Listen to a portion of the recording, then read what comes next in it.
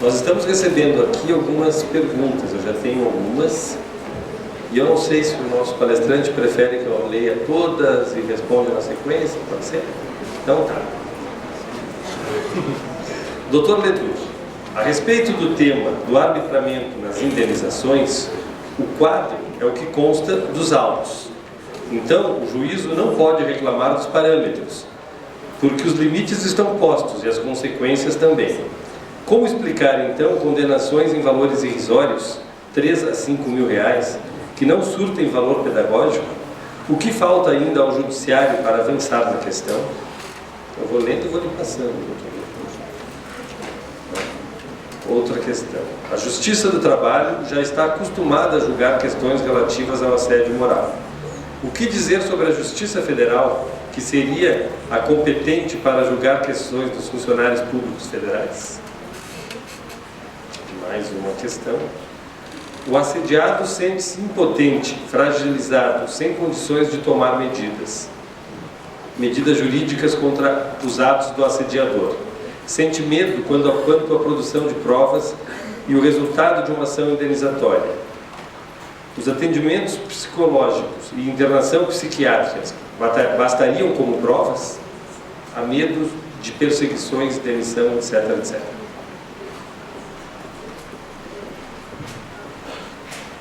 Bom, são questões importantes, né? São do dia a dia. Em relação à primeira questão, né?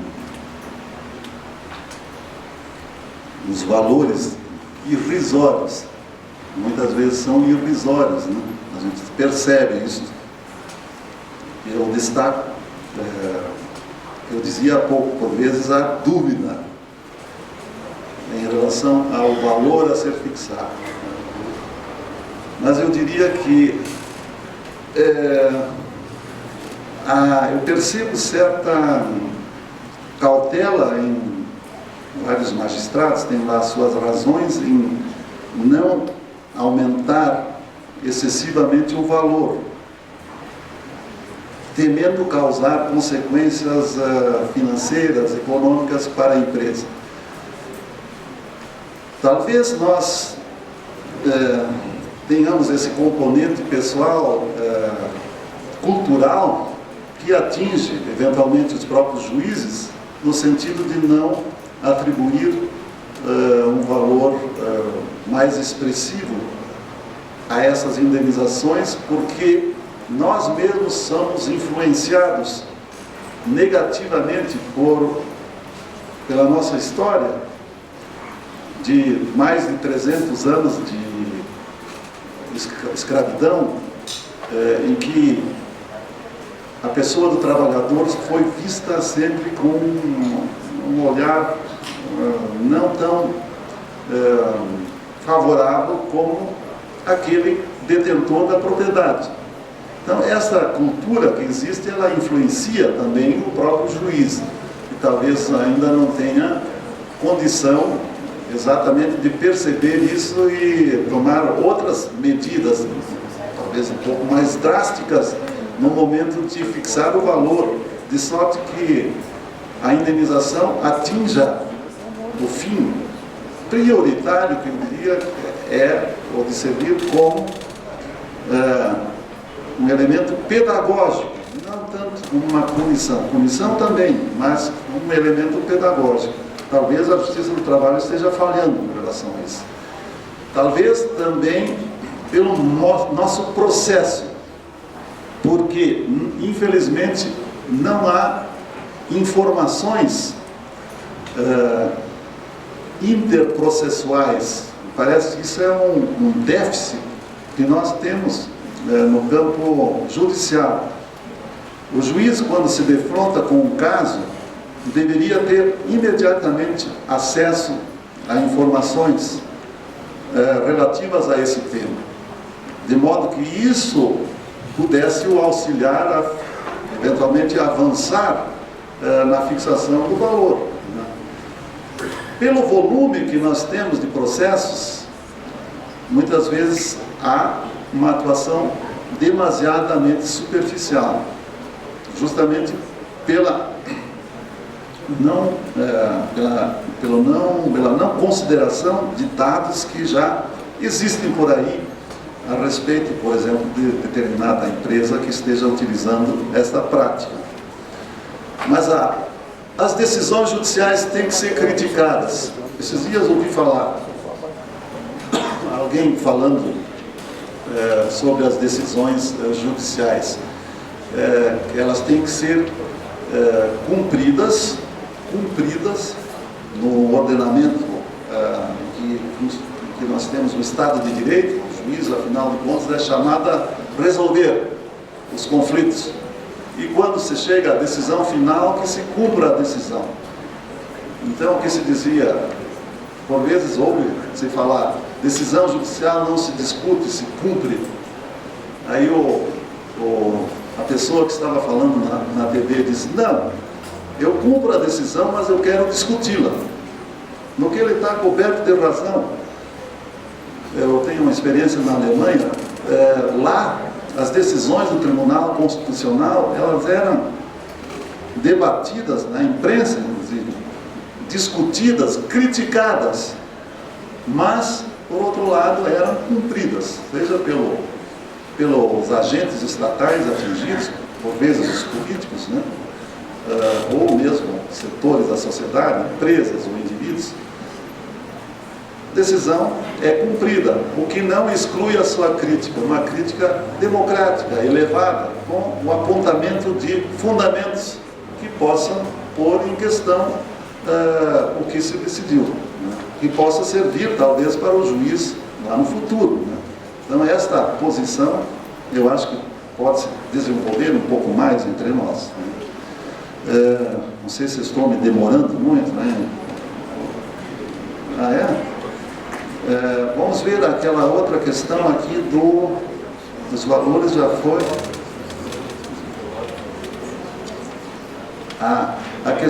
A questão das provas. Nós temos um problema na Justiça do Trabalho que nós temos que resolver de algum modo, que em muitos encontros institucionais pelo país está se percebendo certa deficiência dos nossos peritos para avaliar as doenças que se originam do trabalho. Nós temos que nos aprimorar neste meio. Em relação às doenças de natureza psicológica ou mental que se originam do trabalho, temos maior dificuldade ainda.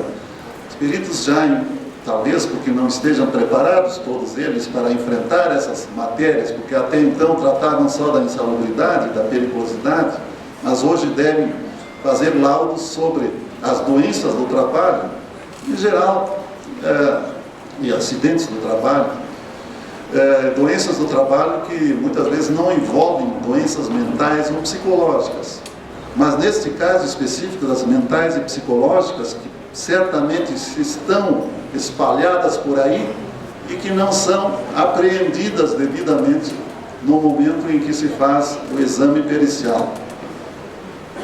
Já li a aula a respeito, a pessoa que fez a pergunta certamente está a par disso, que há um crescimento das doenças mentais decorrentes do trabalho. E nós temos que nos prepararmos, enfrentar essa situação, que exige conhecimento, que exige a atuação médica, né, e a atuação do próprio judiciário e das entidades, vamos dizer, médicas, no sentido de se munir de conhecimento para enfrentar adequadamente esta questão. E os laudos e atestados que eventualmente sejam juntados ao processo, certamente auxiliarão o juiz para definir se há ou não o direito. Não é só o laudo produzido pelo médico no processo que constitui a única prova que o juiz vai olhar. Todo um histórico, por meio de atestados ou laudos médicos, outros, pode auxiliar na definição da existência da doença do trabalho ou não, e também para efeito de se fixar a indenização. Aí vem a questão do medo quanto à produção da prova. Nós vivemos, infelizmente, em um país em que não temos a garantia do emprego. É uma questão a ser enfrentada em certo momento. O Supremo Tribunal recentemente decidiu no âmbito público que deve haver a motivação para a dispensa. É o direito primeiro que também existe no artigo 7º, inciso 1º da Constituição. O direito a um emprego sendo vedada a dispensa imotivada ou sem justa causa. Só que até hoje não foi feita a tal lei complementar. Ou seja, se nós não tivermos essa segurança na relação de emprego, certamente é difícil para a pessoa poder exercitar com plenitude tanto os direitos trabalhistas quanto os direitos relativos à personalidade.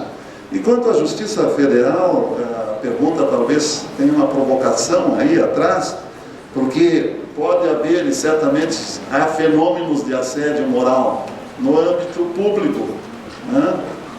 No âmbito público. Parece que a pergunta indica algo por aí. Inclusive, doutor, chegou outra pergunta bem semelhante, onde diz assim, na realidade o judiciário estadual, em que o assédio moral é muito prevalente, como buscar a defesa do servidor na justiça, já que será o próprio judiciário que irá julgar a si próprio? Que passos seriam necessários para que os servidores da justiça estadual ou do Ministério Público Estadual tivessem seus processos julgados pela Justiça do Trabalho? Acho que é o mesmo sentido de... Sim, é o mesmo sentido. Mas lá continuam os juízes, né?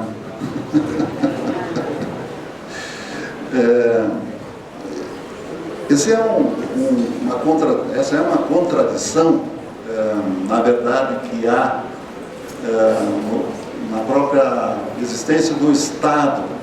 O Estado que pode ser violador de direitos, e muitas vezes e foi no curso da sua existência, e ao mesmo tempo é o que deve ser o garante dos direitos. No caso, em função da divisão dos poderes, né? Porque no Estado moderno sempre se enxergou basicamente o executivo, o governo, o executivo como violador dos direitos fundamentais. E aí havia o judiciário a quem recorrer, embora integrante do Estado. Violador o Estado, reparador eventualmente o próprio Estado, só que por meio do Poder Judiciário que forma, né, com o Legislativo, o Executivo, né, as esferas estatais. Agora, no caso específico, serão os juízes que vão julgar. Aí nós voltamos a algo que diz com a própria formação do juiz. Eu diria, primeiro ponto, nós não temos muita clareza acerca do que é interesse público e o que é interesse privado. Muitos agentes estatais, muitos juízes, muitos deputados, senadores, outras pessoas que atuam em funções estatais não conseguem diferenciar as questões de natureza privada das questões de natureza pública. O que é público não me pertence, res pública, coisa pública.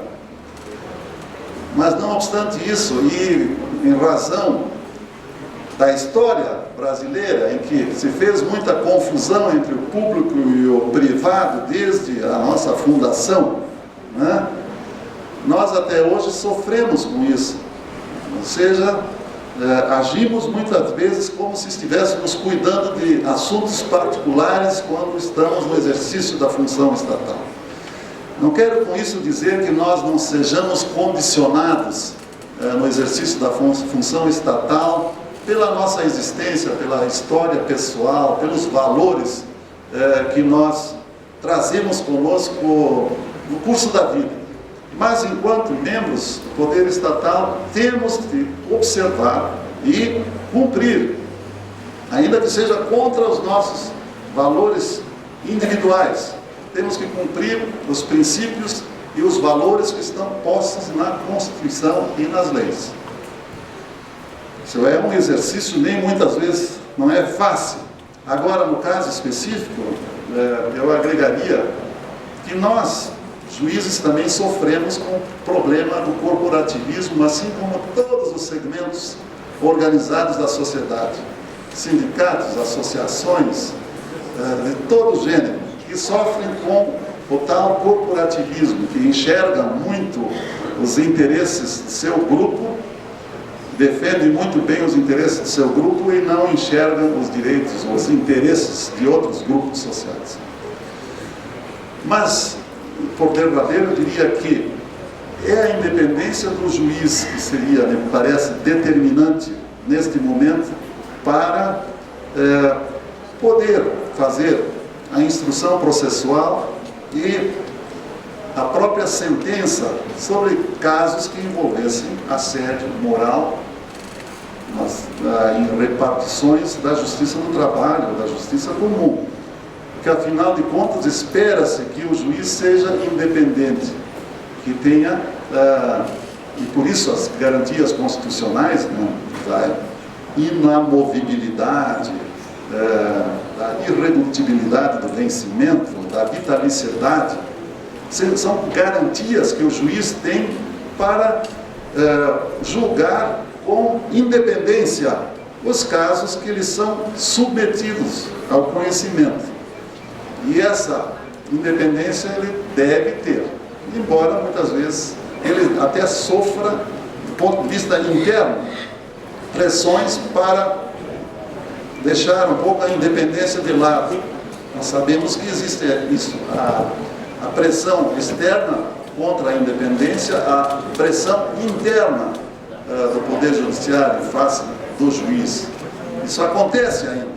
São fenômenos que talvez possam, com o tempo, levar a uma melhoria, na medida em que também a própria magistratura conseguir avançar um pouco mais e se afirmar mais dentro do conceito, vamos dizer, do poder estatal. Nós temos ainda várias perguntas que chegaram aqui, mas em virtude do horário, nós vamos ter que encerrar sem poder te passar. Eu só vou passar mais duas, assim, que eu acho que são significativas, até pelo que a gente está discutindo, depois as outras a gente vê uma maneira de te encaminhar para responder, né? Uma que pergunta se existe alguma estatística sobre ações de assédio moral na Justiça do Trabalho gaúcha. A maioria das ações são ganhas pelos assediados. Existe a indústria do assédio moral, que a gente ouve falar tanto, né? Então a gente quer saber de assédio nessa indústria, né? E outras que perguntam se a Justiça tem reconhecido casos de assédio moral coletivo, a chamada gestão injuriosa. Acho que com essas duas perguntas, as duas respostas, a gente encerra para não poder... Em relação à última pergunta, já houve reconhecimentos. Andei vendo algumas decisões, já houve no Brasil, ações movidas pelo Ministério Público, me parece, em que se reconheceu a existência de práticas coletivas de assédio moral, esse assédio moral organizacional, e houve decisões no sentido de impor multas para cada empregado que continuasse a sofrer assédio a partir de dado momento. Então, já há ações movidas por representantes do Ministério Público dirigidas à obtenção de reparações, né, neste campo, mas, sobretudo, de medidas no sentido de conter o assédio moral na empresa. A primeira, como é que era mesmo? Como é que era a primeira questão? A indústria. Como juiz, eu, por vezes, vejo situações em que é alegada a existência do assédio moral, mas não é dito de que modo ele ocorreu. Há uma alegação de que houve assédio moral. Mas, nesse caso, pode até ter havido, mas por vezes se leva ao não provimento de recursos, ao julgamento pela improcedência, porque não definido o quadro no qual teria acontecido o chamado assédio moral. Eu não diria que há uma indústria. Esse uso dessa palavra é, muitas vezes, no sentido de desqualificar o próprio Instituto, né? Assim como outras situações, uma indústria do assédio moral. O que me parece que os advogados têm que explicitar melhor o quadro em que aconteceu o assédio moral, para justificar a apresentação de uma demanda, de uma ação judicial nesse sentido. Acerca de estatísticas, não tenho condições de informar, mas, como dizia há pouco, parece necessário que se comece a pensar isso aí, porque é um problema que tem tomado vulto, né? E por isso, certamente, não se trata de uma indústria. E nós sabemos que tem sido utilizado com muita frequência o assédio moral enquanto método. Não é mais o assédio tradicional, mas o próprio assédio organizacional. Então, como em outras frentes, deveríamos ter estatísticas, conhecimento, para, a partir delas, poder tomar medidas no sentido de dar um outro rumo às coisas. Mas nós no Brasil, infelizmente, não utilizamos muito a estatística, até são feitas estatísticas, mas não se sabe bem por quê. É hora, talvez, de começar a utilizar as estatísticas para dar também, ou proferir julgamentos mais racionais, né, que respondam a situações provadas, evidenciadas. Né. Só em relação à questão da estatística, o deputado Assis Mello, atento aqui ao problema, trouxe um dado que de 2006 a 2009, a concessão de benefícios motivados por circunstâncias de assédio moral teria saltado de 612 benefícios para 13.478. Ou seja, houve uma evolução muito grande em decorrência da implementação dessa prática. Então, é uma estatística que já chama a atenção e já salta os olhos. Nós vamos encerrar agora o painel desse horário, né? Nós estamos encerrando um pouco antes do horário marcado, que era 15h30, né, em decorrência da ausência de uma das painelistas, e o Flávio me cassou a palavra, disse que não é para falar mais nada, que é tudo com ele, é isso?